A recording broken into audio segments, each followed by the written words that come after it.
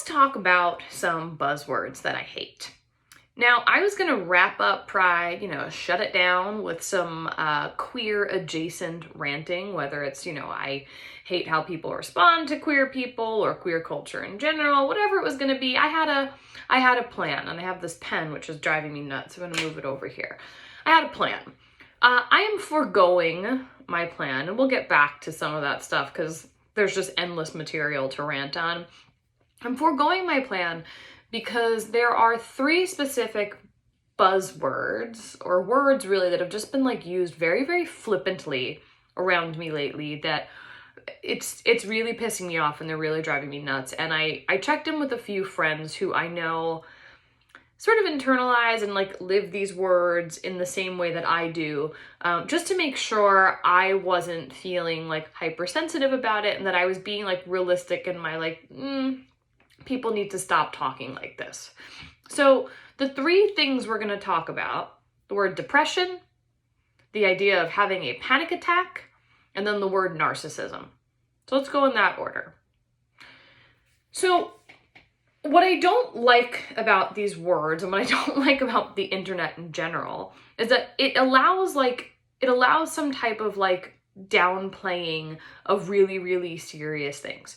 So for me, and I've been really open and honest to everybody that I know, and I've been open and honest on here, I suffer from depression. I've suffered from depression my whole life.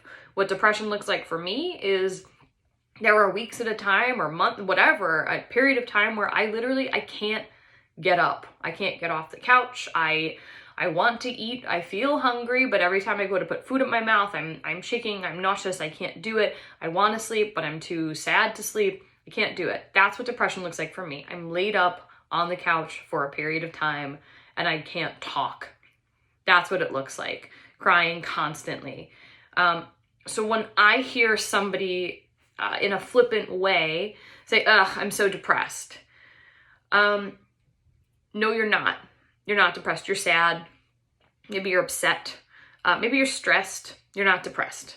And if you're using it flippantly to people who suffer from depression and understand what depression looks and feels like, and it's something that they sit in constant fear will come back no matter how well medicated I may be, or no matter how well medicated someone else may be, there's always that fear. And I once read, and I guess you would call it a statistic, I don't know, it was a really awful fact. It was an awful fact. I don't fact check me on it. I read this a long time ago. I don't even remember where I saw it, but it was something about this idea of suicide happens almost more as people are coming out of depressive states because of the fear of going back in. And I've never forgotten that, because it's true. When you're coming out of depression, you're like, oh my God, I never want to feel that again. And suffering from it, you know that at some point you might, and that sucks. So when I hear people say things like, "Oh, I'm so depressed." Well, if you're so depressed, how the fuck are you here? How are you here? You're not. Part 2 of this, panic attacks.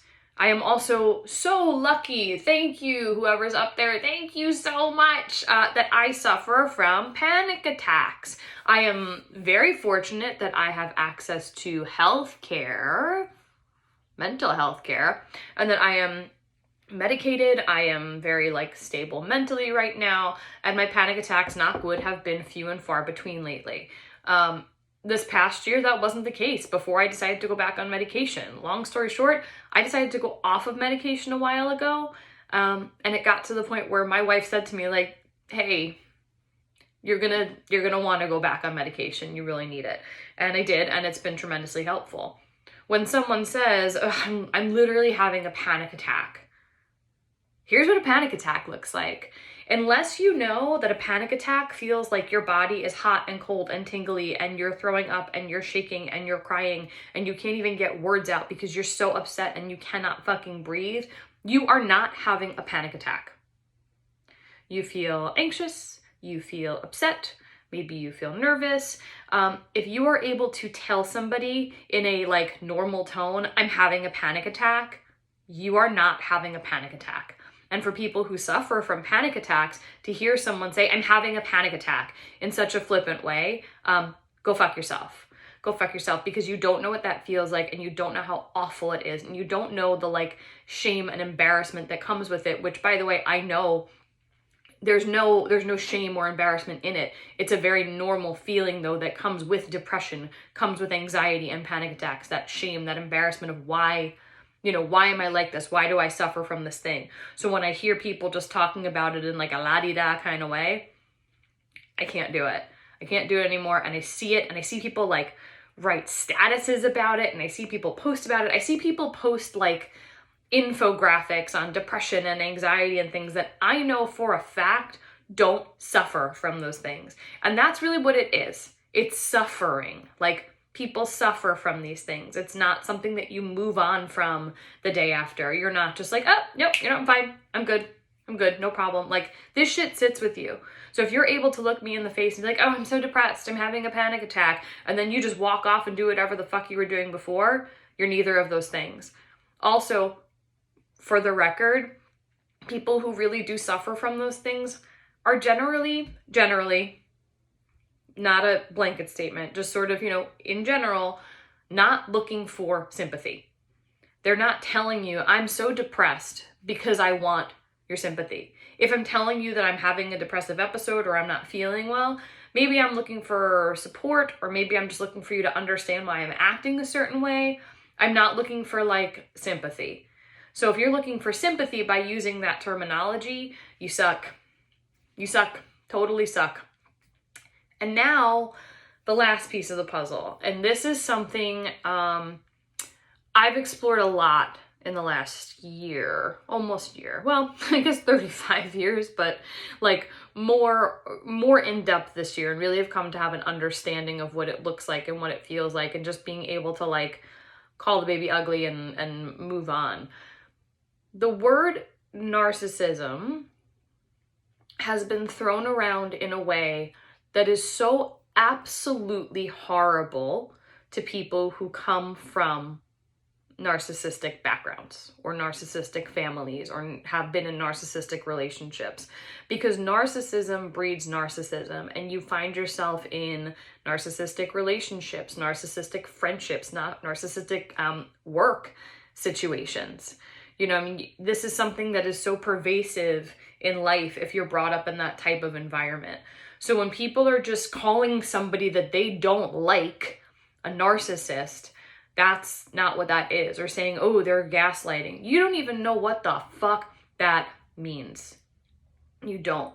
And if you can't pinpoint your traumas as an adult back to like certain actual narcissistic moments, you don't understand it.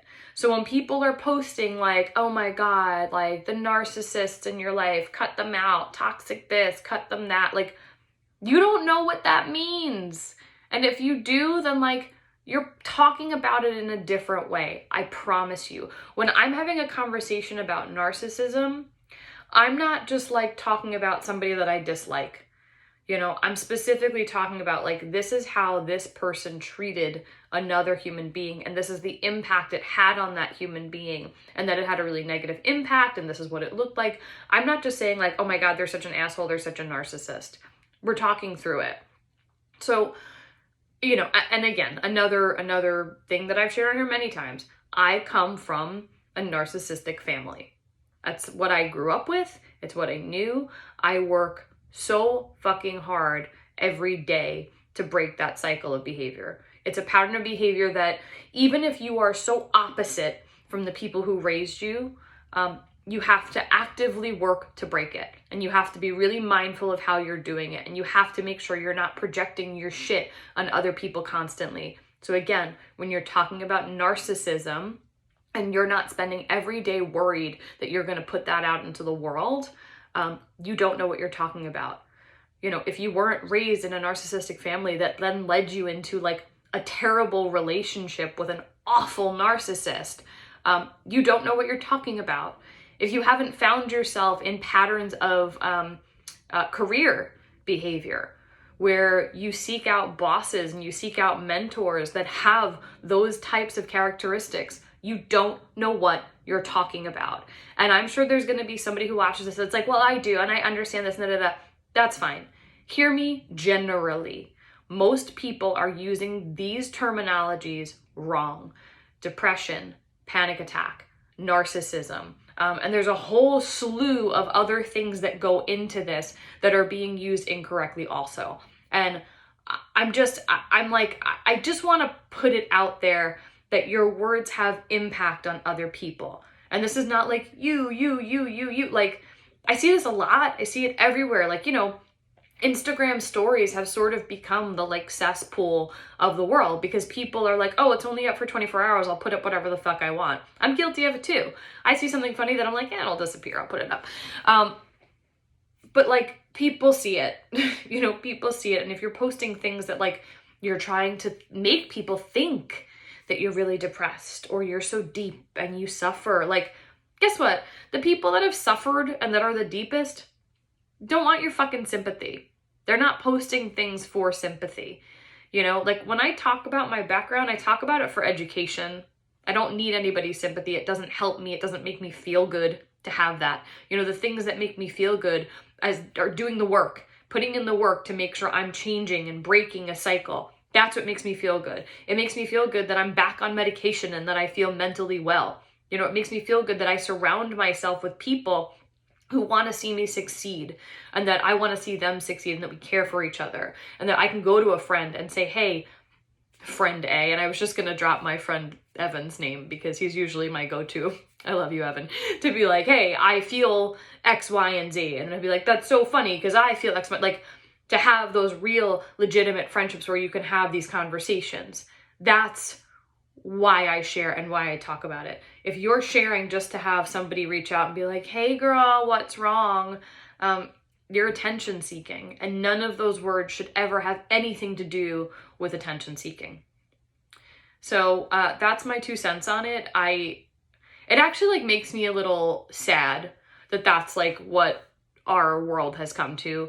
You know, it was such an awful 16 months, and to see people come back into society and continue to act that way is so disheartening. It's just so disappointing to see that like there are so many people that took nothing from this time. You know, this time sucked. It sucked for everyone. Like, lots of people really fucking needed it though. And if you use this time to better yourself, I applaud you. I think it's great. For the ones that like I'm watching that are just falling back into their own like old patterns of shitty behavior, grow up. Grow up. That sucks. That totally sucks. Anyway, we wrap up our Queer Voices project this week. We have a performance tomorrow on Saturday, and then we have another performance on Tuesday. Thank you to everyone who has donated. We're, you know, well over $1,000. We're donating a lot of great money to It Gets Better. Really exciting stuff. I do think we'll probably continue to do projects like this throughout the year, which is amazing, and it's really, I'm really honored that we got to do it. And tune in Monday night. There's no Shit Moms Won't Say Monday night because I will be spending some time live with my buddy Rachel Sobel on All Wind Up. So if you are around Monday night at 8, tune in. We're gonna be talking about all kinds of shit. All kinds of shit, all kinds of gay shit, all kinds of other shit. Tune in, we're talking a lot of shit. Anyway, don't use words flippantly. You sound like a fucking moron. And I don't think anybody wants to be that.